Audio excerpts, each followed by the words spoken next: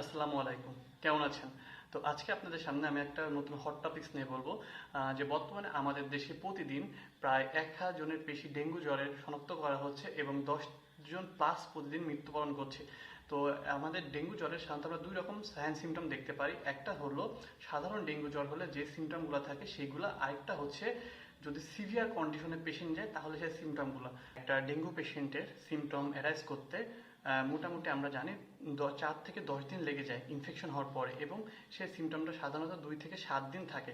এবং পেশেন্ট একটা ডেঙ্গু জ্বরে পেশেন্ট মোটামুটি সুস্থ হতে আমরা 2 থেকে 3 সপ্তাহ বা 1 মাস পর্যন্ত লেগে যায়।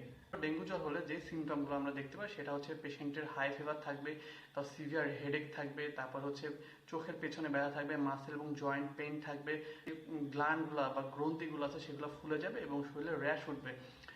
আর যদি কোনো patient second time dengue fever হয় বা কোনো পেশেন্টের কন্ডিশন যদি খারাপ হয়, তাহলে আমরা কোন কোন সমস্যাগুলো পেশেন্টের দেখতে পারবো। এক নম্বর হচ্ছে পেশেন্টের সিভিয়ার অ্যাবডোমিনাল পেইন থাকবে, তারপর বমি করবে, র্যাপিড ব্রেথিং নিতে হবে বা হচ্ছে দ্রুত শ্বাস প্রশ্বাস নিতে থাকবে পেশেন্ট, মুখ দিয়ে বা গাম ব্লিডিং যেটা আমরা বলি গাম ব্লিডিং হবে।